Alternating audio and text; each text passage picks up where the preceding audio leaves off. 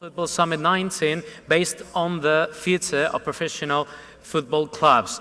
New voices to be heard, new paths to be walked, and new markets to be discovered. Vamos a hablar ahora mismo en este último panel, antes precisamente del descanso para la hora de la comida, con una ponencia muy interesante, sobre todo en el sentido del futuro de los clubes a nivel profesional, de todos los caminos nuevos que hay que comenzar a caminar, de todos los nuevos mercados, de las nuevas voces que hay que empezar a escuchar. Así que no me voy a enrollar demasiado y vamos ya a darle la bienvenida. Please welcome Andy Stalman, Didier, Quillot, Claus, Thomsen and Ronan, Evain. Please, a big applause for them.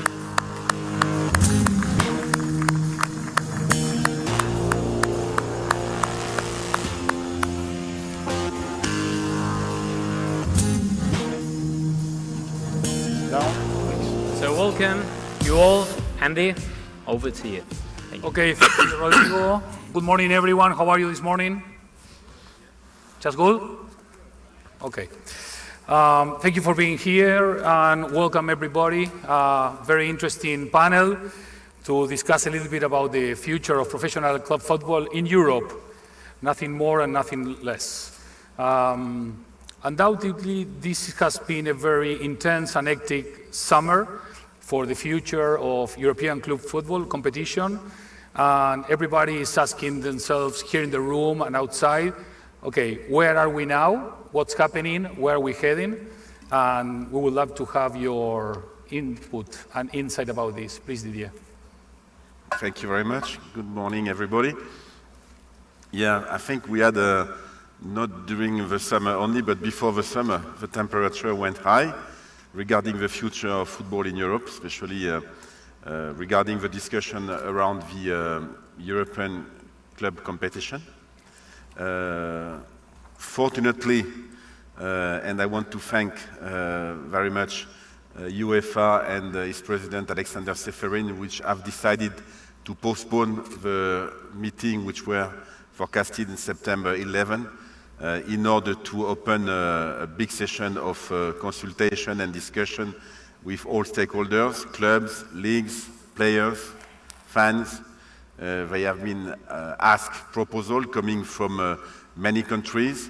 So now we are entering in a discussion process, which is a very good one, because I think that when we are discussing about the future of European football and European club competition, we need to bring around the table every stakeholder. And as we were discussing about post-2024 vision, there is no emergency and we have time. And so again, thanks to UEFA to have made such a decision. Excellent. It's important that you mention the fans also. We have a fans representative here. It's amazing that we can have you on board. It's great that we can have the voice of the fans. And it will be great to know what are the fans thinking about this right now.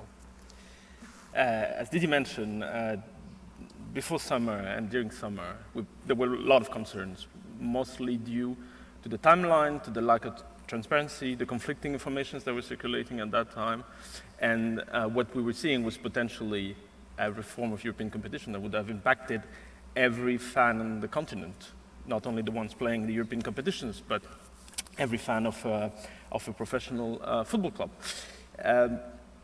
We passed that, thankfully. So we're not in this attempt to reform the European competitions as quickly as possible. There's now an understanding that we need a consensus decision, we need stakeholder consultation, and as fan representative, we would be, we have our place at the table because, again, we will be directly impacted by this reform, whatever it is in the end. Thank you, Ronan. Claus, last but not least, so where are we now? Where are we going? What's your vision and positioning on where we're standing after this very intense summer and before that? Well, where we're going to end up, nobody knows. It's been an amazing summer because I think what we're discussing is really the heart and soul of European football. Is the heart and soul of European football the everyday club football that Ronan and the rest of his fans experiences? And what is the role of the European club competitions in developing the heart and soul of European football, which is not a franchise. It's part of football's fans' daily lives all over. And again, we will thank UEFA for opening up the discussion, because the European club competitions has not had a positive impact on European club football with the 18 to 21 reform. And it's essential that we now have the opportunity to discuss and move down a road where the European club competitions will contribute everything they can to European football. And I think one of the important things, because we're discussing distribution already from 21, we will discuss format, we'll discuss access, we'll discuss club coefficient. I think the essential thing is that we this time take the time enough to agree on a package, so we don't agree on format and then later on the rest. We agree on a package, the whole thing, what moves us forward, and we're happy that UEFA have opened up for that. Excellent, Klaus. Thank you. What about this postponed trilateral meeting between European leagues, ECA and UEFA? Can this framework help find this common ground between all the participants, Didier? Yeah, I think so. And as Klaus was saying, we need to discuss a global package. And as a global package, we have worked at the league level, but not only. Each country has prepared proposition. In France, to give you an example, the French Federation has sent a proposal to UEFA. So what I want to insist on a few main principles, if I may. But number one, we have in Europe a unique pyramidal system with amateur football in each nation, professional football with domestic leagues, and European competition, and the UEFA on top of that as a governing body. And what we want as a number one target is to maintain this unique pyramidal system, to maintain the complementarity between domestic competition and European competition, and to protect the domestic leagues, because this is one important piece of the pyramid, not the only one, but an important piece of the pyramid. So the first target is to be able to implement a complementarity instead of a competition between competition. Excellent. It's a complementarity between domestic league competition and European competition. That's number one. Number two, we want more clubs from more countries participating to group stage of UEFA competition. We have in mind a number, we put a range between 128 to 144 clubs participating to European competition, when it is today's 96 clubs participating only. That's number two. And with something important attached to this notion of participation is that each participation, each season should be based solely and exclusively on coming from domestic competition. We are not favorable to a system of promotion and relegation, except for one or two, which are the winner of the Champions League and the winner of Europa League. But otherwise, it should be coming, the participation to group stage, only from domestic competition. Okay. And finally, the two last main principles are the calendar and the number of match days. And maybe Ronan, as a fan leader, will come back on this. We do believe that the domestic competition and the weekend are like that since decades, and we should not change this. So we want to have the same number of match days as is today, that is to say 17 match days being reserved to European competition, midweek, except for the final, which is weekend.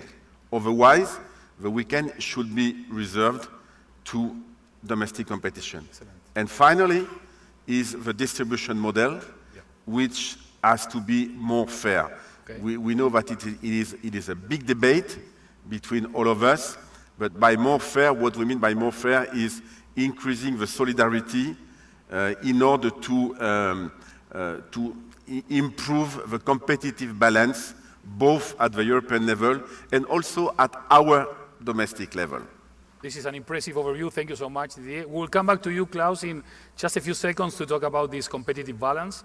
But let me come back to Ronan first to talk about the importance of the domestic leagues for the heart and souls of the fans, but also for the football industry. How is this impacting on your understanding of the future of football? Can we imagine the future of football without the local and domestic leagues on weekends? Well, as a fan organization in this discussion, we have a few red line that we would like to see, that we would like that UFA decide not to cross. The weekend games are one of those red lines. The domestic competitions, they're the heart of a relation between a fan and a club. The European competitions are just the cherry on top of the cake that comes on top of it. It's nice. It's a great experience to follow your team. And Champions League. Unfortunately, I don't have that chance. But it is just an extra. So the relation between a fan and his club, a fan is in football in its domestic country, it's the club. It's a domestic competition. And this domestic competition, although we see more and more games played on Fridays, on Mondays, still this should be the principle of any domestic competition, that the majority of games should be played on weekends. So obviously moving European competitions to weekends would be seen as endangering all the environment, all the community that is around a professional football and whatever league they play. Excellent, thank you, Ronan. Claus, back to you. Allow me to call your league a small league with all the love of the world in terms of the size, that's the only thing. What is this about, this competitive balance? Is it mandatory for the future of European football? Can we safeguard this in professional football? And under these circumstances, how can we keep evolving these ideas like training compensation as a reality, not in 10 years or 15 years from now, but in the near future? There are more issues to that. Okay. First of all, competitive balance is essential for each competition. So it's essential that we do not just in a small league like the Danish have one team that wins every year and has no real opposition. It destroys the competition. So for what's the heart and soul for the fans, we need competitive balance in our domestic competitions. It's actually less interesting if in the Danish league, we do not really care if the Premier League is a giant and a giant becoming bigger. That's not the big issue. The big issue if something from the outside disrupts our chance of having an exciting competition for the fans. That's where partly the thing about access to the European competitions, that it can only come from competition in the national competition, is essential, but also distribution. And I think one thing that's often forgotten is what is referred to as solidarity when we're discussing contribution is not solidarity, it's compensation. Because European club competitions are based on playing with value created by others, created by Ronan and all the other fans, and the leagues because they play with clubs that have been developed and leagues that have been developed, the Danish league over 100 years now. So giving back funds that sufficiently compensates and allows smaller clubs to bite the heels of the big ones. Yeah. Because we don't mind having big clubs, but smaller clubs are Euro for Euro much more efficient in using money to become better. So we get an exciting competition. So that's really, so that is essential. So distribution in that sense is essential to address, and we need to address it not from 24, we need to address it at the latest from 21. And And then coming back, you refer to training compensation, and that's another interesting issue where we have another positive development, like UEFA opening up this discussion. FIFA have opened up discussions on training compensation and the transfer system and reinforcing that. Because if there's one thing that smaller clubs and smaller countries are better at, again, euro for euro, than the bigger clubs and the bigger countries, it is producing talent. And if those clubs stop producing talent because they're not compensated, or in terms of sporting return on investment, or in terms of financial return on investment on their talent development, then we lose a lot of football talent in Europe, and we cannot afford that. So seeing the development where FIFA is trying to reinforce the training compensation system and issues around talent development is really the other essential issue developed over this summer. And I think it's a very exciting development to see that both FIFA and UEFA are starting to take care of football. Do you think these measures can help close the gap between the richer clubs and the less richer clubs? Yes, because talent development, for instance, are one of the most important things in closing these gaps. It provides financials for smaller clubs, but it also provides talents entering the squad. And smaller clubs can never buy from a shelf to compete efficiently. They can develop to a shelf, and they're much better than the bigger clubs in doing this. So the whole ecosystem is depending on that you protect smaller clubs' return on investment, either in sporting or financial terms of their talent development. Excellent. Thank you, Claus. Didier, you're coming from, let's say, a big league, such as the French League. We try. What's your position regarding what Claus has just said? Do you share his vision? Is there a different perspective from different sizes? Is there any common ground again between the leagues on these issues? I think there is not a big difference in terms of competitive balance when we are in a big league. Yes, of course we are. Or small and medium leagues. And I think that this competitive balance, it's an issue where we have UEFA and domestic leagues a common responsibility to improve it. UEFA has produced a report made by Deloitte, who present very well some numbers, and the title of the report is Polarization of European Football, showing the big piece being represented by a few major clubs, 10 or 12 or 20, I don't remember. And I think this is an issue which has to be solved at both levels, UEFA level and domestic level. I explain you why. At the domestic level, we have to work, each of us, on our ratio between first and last club in our division in order to improve the competitive balance. But UEFA has also to work at his level, because when, let's take a few examples, big leagues like Italy or Germany, or smaller leagues like Denmark, the Dutch, or Switzerland, when you have always Juventus, Bayern, Basel, Copenhagen, Ajax being number one and participating to Champions League, you cumulate the revenues coming from both the domestic competition and the European competition. So it is not, everybody is responsible for that. I mean, everybody, meaning UEFA and domestic, have to work together. Yeah. And this is the reason why this working group has been created by UEFA to work on 21-24 distribution model. But as Claus was saying, I think we need to work on both 21-24 distribution model and just after post-24 vision. But I think there is no difference, to answer your question, between big leagues and smaller leagues in terms of competitive balance. It is a common target at the European level. Okay, so it seems that all the European leagues are pro-change, But depending on what the change is that we embrace more, right?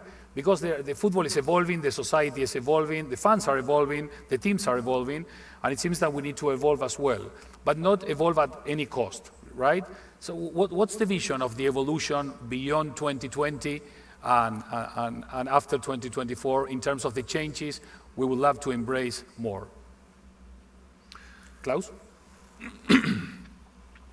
Well, I think it's putting a package together, as Didier mentioned, that, you know, the European football pyramid is so unique. The penetration of football in European culture is so unique, and we need to defend that. We cannot move in the direction of creating another franchise that will compete directly with domestic competitions. It needs to be a feeding system, and the top needs to feed back downwards. Yeah. So I think to ensure that European club competitions is an essential element in winning the league, the domestic league, in becoming number 2, 3, 4, 5. To sustain that the dream is alive, and then to have a distribution system that is a fair competition for what the clubs are giving away. Because in leagues, for instance, just if we're speaking dates, giving away midweek days is not a small thing in Denmark with the climate we have. We cannot play whole winter. If we go to the Russian Premier League, which is a big league, there's the same issue there. So giving away these days is also a big asset. So we must come together and then defend the family and develop European football culture, which is part of everyday life in Europe. That's so unique. So access, distribution, format needs to contribute to those things. Also allowing more clubs, more countries to participate. So we sustain that and have the real value of the European club competitions. Excellent. We have a unique chance of doing that, and we should take it. Excellent. Thank you, Claus. And Ronan, again to you, how amazing is that the European leagues are inviting the fans, or you representing millions of fans, to give your vision, to give voice to the fans? And what's the contribution of the fans to this amazing conversation and the future of the European leagues? Well, we work a lot together on the domestic level. Our members in France or in Denmark are working with the leagues. So we have this relation at the domestic level. And now we're trying to build a stronger relation at the European level as well, because we are impacted by this environment. We are natural allies on some of those topics. We also disagree on others, but that's how a constructive dialogue works. When you talk about the vision for the European competitions beyond 2024, I think where our vision or interest align, it's on a fair and open competition. We should take into considerations that fans want a fair competition, that no one wants to step into a stadium knowing the result already. Every fan that plays in the European league, the clubs playing in the European league, wants to have the dream of playing in a European competition, although most will never qualify. My club in France hasn't qualified in over 10 years, but that's fine. And we won't in the next 10 years, probably. But I still want to have this somewhere in my head that maybe we'll be lucky enough to qualify for the European competitions. We hear a lot, especially from clubs, that fans want more European games. That's not true. Ask the representative bodies from fans of Liverpool, Paris, Atletico Madrid. They don't want more European games. They can't afford it. There's a ceiling. There's a maximum of games that you can attend in a year. It's a matter of money. There's a matter of time. You can't travel in another country every second week, or even go to your stadium every second week. So there's a maximum of games that a fan of club can attend. But more fans should have the possibility to take part in those competitions. And that's where the creation of a new European competitions, the possibility for more clubs to take part in these European competitions, this is something that we see as a positive development. Excellent, thank you. Didier, back to you. You started to mention quite a lot about this, but can you tell us a little bit more about the principles you presented 2 weeks ago about the leagues of the future? Can you be a little bit more broad about that? The main principles that you come together arranging for the future of the leagues? You mean what was presented by our chairman? Yes. Okay. Yes. So as I said before, we want more clubs from more countries participating to group stage. So that's number one, because the dream has to be strong for everybody. So we want to we suggest to increase up to 128, 144 clubs participating to the competition. The number two subject is the distribution model, as it was said before, increasing the solidarity piece. And I think we still have a work to do in terms of managing correctly the different pillars, UEFA name, between the market pool, the fixed contribution, the club coefficient, which should be replaced by something. So I think there is a work to do in terms of to improve the competitive balance. The number of match days, as it was said before, as it was said before, these are the main principles. And one more time, this is something which is not a conservative approach. This is not a conservative approach. This is a fair approach. This is a fair approach in order to keep alive the dream, to keep alive also the business, because football is an entertainment business, and to do it through this pyramidal system, which is unique. So it seems that we are all embracing change, but change has to be in favor for all clubs, not just a few. And in next month, in October, there's going to be a very important reunion in October in London with all professional clubs from Europe. This meeting is very important in the agenda. What are we going to talk about, if you can tell us a little bit? What are the main goals of this meeting, or where are we heading after that meeting? Klaus? We can start with you, Klaus. Yes, why not? Yeah. No, it's the club advisory panel of the European leagues, where the European leagues invites all the European clubs to come and participate. Also clubs that are not necessarily members of, where leagues are not members of the European leagues.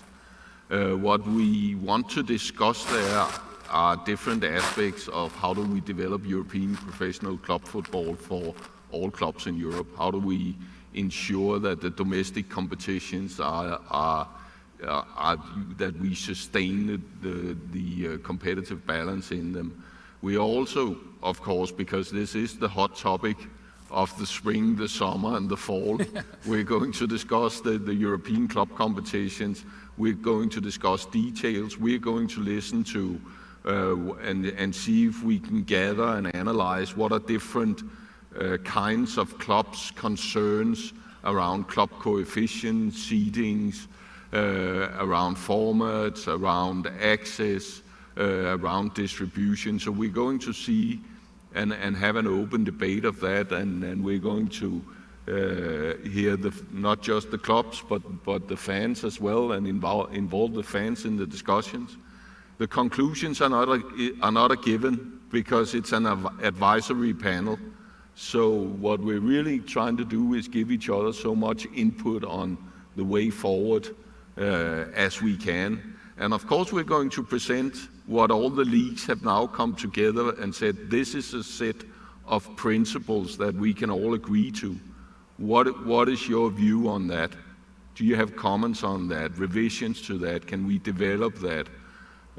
But even, you know, we're talking leagues from the size of the Premier League to the League of Northern Ireland that are coming together on a common set of principles forward. That's a unique thing in European football. Wow. And we're going to discuss that with the fans and bring it forward.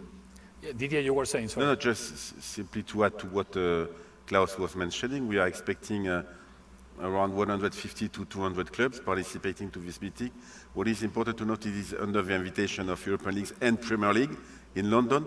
That is to say that it is common objective because the meeting will be organized by Premier League, but the participants will come from all countries from Europe, including some Lithuania, which will send a few clubs, as I was said before. So it's a big event. Wow, fantastic. So you were mentioning, Claus, that the fans are joining this big event in London. What are you expecting from the leagues and from the clubs, and what are you going to ask them and also give them on return? We expect a honest discussion, an open discussion, and this time we agreed with the European leagues to let the fans at the club level speak, because we haven't heard them a lot. They're the first one impacted. They are part of the communities that are directly impacted by the upcoming reform. So we want to hear from them as well. Just like the European leagues or UEFA, we are representing fans from over 50 countries. Maybe not the 55 European UEFA nations, but close to it. So there are very different realities in there. So we agreed to give a voice in that discussion to the fans at the club level as well. Okay, and from Europe back to the local and domestic, we talk a little bit, but I would love to ask you again to be more extended about this. What are, Didier, the main challenges at the local level in France regarding the clubs and all these new challenges and new changes and the future? So that's a different subject here. Yes. So in France, as you said before, our main target is to catch up with the big leagues like English Premier League or La Liga, who are able to be the front runner of European competition in terms of revenue. So France has a very strong asset, the stadiums. Thanks to Euro 2016, we have now a bunch of more than 10 to 15 brand new stadiums, above 40,000 seat capacity. So that's number one asset. The number two asset is academies. France is a world champion. Is world champion thanks to his academies and to the capacity of the academies to produce talents. We name our Ligue 1 the League of Talents. So that's the second asset. The third asset is thanks to new investors coming in, both American in Bordeaux, in Marseille, now Mr. Radcliffe in Nice, some Chinese people in Lyon, in Auxerre, Ligue 2 clubs. So we have many investors coming in, which proves that the French football is becoming more and more attractive for investors. So they are coming in with new money, and which help us to attract stars or to keep stars like Neymar, who stay in France this year, and Kylian Mbappé, but also Depay in Lyon, or Benedetto in Marseille. So we have some stars coming, and as we do an entertainment business, we need stars. So the challenge now is to be able to catch up, as I said before, with the big leagues. That is to say, increasing our revenues, yes, both TV rights revenues. We did it for domestic rights, but we need to do it now for international TV rights, as we did for domestic TV rights last year, to increase revenues coming from ticketing. That is to say, increasing attendance of this wonderful stadium. And our dream is to have attendance like they are in Germany or in England, 95% or above attendance rate. We are not there. We are at 75%. Increasing B2B and sponsoring and commercial revenue. So there is a full plan being dedicated on the revenue increasing, and obviously the academy development, because this is the main asset of French football, the capacity of producing big talents. Wow, it's amazing. Congrats. Looking forward to the future of that also. And going from France to Denmark, Claus, main challenges at the local domestic level, the future of your local domestic level, where we going? I think we have some major objectives. 5 years ago, we did part of what the strategy we developed there. One of the key issues was that we would invest in talent development and club talent development. And from that point on, we've launched the largest common investments in Danish football ever, and committed those to talent development on club level. And we're talking both individual clubs, the league, and the federation together, and we are starting to see the results of this. One of the targets was improving European competitiveness. We have, but the real target is also safeguarding and developing that the Danish league is the most present, biggest and most important sports competition in Denmark. You know, winning the Champions League is not the biggest thing you can do in Denmark, in my view. Winning the Danish championship is the biggest thing you can do that. And we're working with that on talent development to drive a sustainable basis. We've been working on it with a new tournament format that ensures that we have more points of excitement, that gives us input to a competition that have competitive balance on different levels. You know, enforcing the presence, because what we have in the Danish league that nobody else, and not even Champions League has, is that we have the presence in Denmark. We are Danish football, and you can go watch us every weekend. And you can feel it, you can smell the grass, you can see the tackles live every weekend. And we try to reinforce that all the time. Then there's the business side of it, and some of the challenges that I think smaller leagues like the Danish one are facing are, for instance, entering the digital age, because we're talking in Denmark in the league, 14 this season, 12 next season, small enterprises or at the best mid-size enterprises having to be there in the digital age, investing sums that are very hard to come by individually. So we've just launched a digital strategy which will launch some of the biggest common business investments from the clubs centrally. So you could say we're trying to learn from what the MLS people is doing very well in this respect and see can we execute that in the Danish league. Excellent. That's one of the things we're working with. Excellent, Claus. Thank you so much. We are running out of time. We have a few minutes left. I would really like to ask you, each of you, to give like a final message, maybe some wrap-up conclusions or something that wasn't asked or said. We can start from Ronan and back to Didier. Okay, please. Thank you. There was one point that we didn't touch in the conversation that is essential to the topic of the reform of the European competitions, is the away fans, those that are traveling from one country to another to attend those games. Now, we have here representatives from two leagues that acknowledge their importance in the game and that have a positive influence on their clubs in hosting those fans in the better conditions possible. Now, we have some clubs that are talking about more games, expanding revenues, going on the other side of the continent, but are still not providing acceptable hosting conditions for those fans. So we're here in the Football Industry Summit, and that's the message I would like to leave, to take into consideration the investment that those fans are putting into the game, their role into providing an atmosphere, their role into in the football economy as well, and just to host them like they host their home fans. We see world-class football stadiums that are still hosting away fans like they were doing 30 years ago, without proper toilets, without running water, and so on.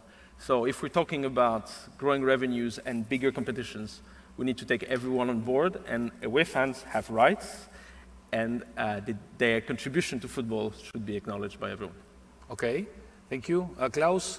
Well, I should thank Ronan for mentioning something we've done in Denmark. We launched a program where it becomes mandatory for all clubs to provide the same service level, the same conditions for the away fans as they do for the most engaged home fans, and the same price level and all the rest of it. But no, I think, as a final message, I think we have a real opportunity of moving European football and what's unique about European football forward. Let's do that. And both FIFA have opened up around talent development, compensation. UEFA has opened up the dialogue on this. So let's respect what we've created in over 100 years of football culture in Europe and cultivate it and grab the chance, do fast distribution, access, and format. Thank you, Claus. And last but not least, Didier, please, s'il vous plaît. As a final message, I will say that we are all of us very lucky to be actors of an industry which is the #1 sport in the world and which is an industry growing every year, maybe a big high single digit or sometimes double digit. So there is no other places where you can be so lucky. So my message will be that we should all of us, locally, Europeanly, internationally, try to put the tools to moderate, regulate our passion, because we are all patient guys, and sometimes the temperature goes up, but we have to be able to moderate all of this. Excellent. Well, that's all, folks. Thank you so much. On behalf of the World Football Summit, Ronan, Claus, Didier, it's a pleasure to have you here. Hope you enjoy Madrid. And please, everybody, a big applause for these great people on the stage. Thank you so much for being here. Thank you. Okay?